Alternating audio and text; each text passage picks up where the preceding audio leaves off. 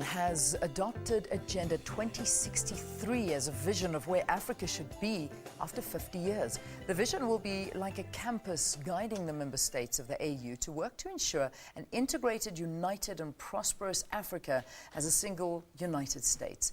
The Pan-African Parliament is currently sitting in Midrand. To tell us more, we are joined by the Parliament's Secretary General, Advocate Zwelethu Madasa. Good to have you. Welcome to Morning Live, Advocate. Thank you very much. Good morning. Now, the African heads of state came to this decision because they say that the International Criminal Court is unfairly targeting Africans. That's what they say, to quote them. Is there any basis to this actual argument?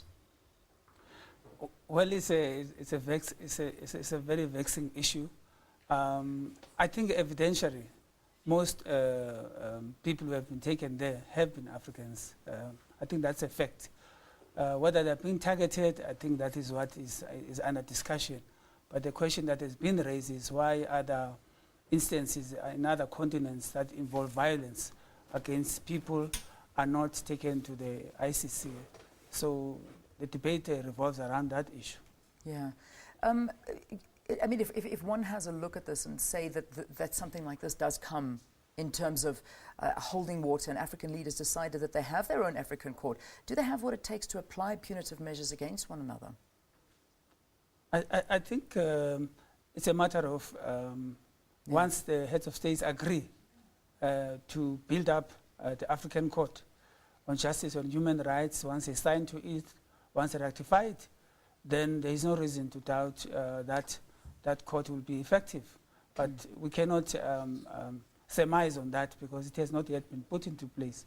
I think this whole debate has now brought that issue forward, that why are we not building our court? Yeah. And the Pan-African Parliament is one of the organs of the African Union.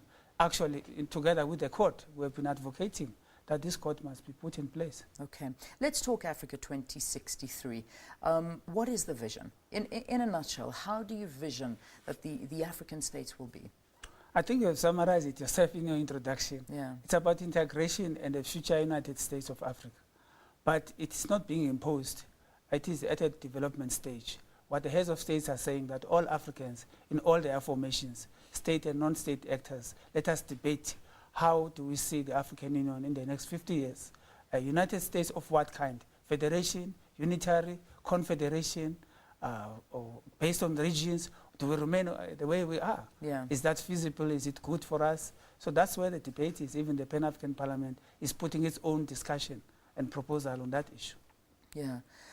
How important is the Pan-African Parliament at this point in time in making decisions for the rest of Africa, for this integration?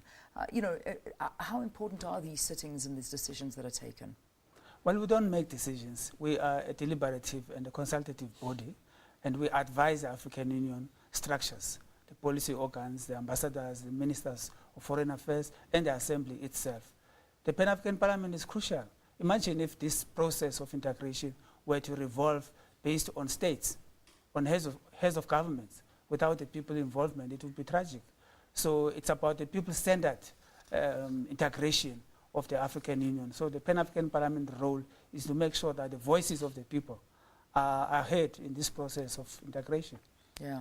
So is it possible, this vision? Let's just end off our interview like that. This, as I say in the introduction, member states of the AU to work to ensure an integrated, united and prosperous Africa as a single-minded United States.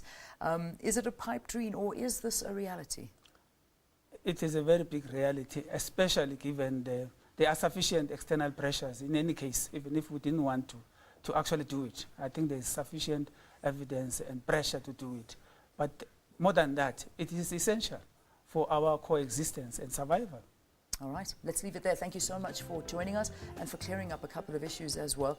The Parliament's Secretary General, Advocate Zwelethu Madasa, the Pan-African Parliament currently sitting in Midrand as we speak. Thank you so much for joining us on the program.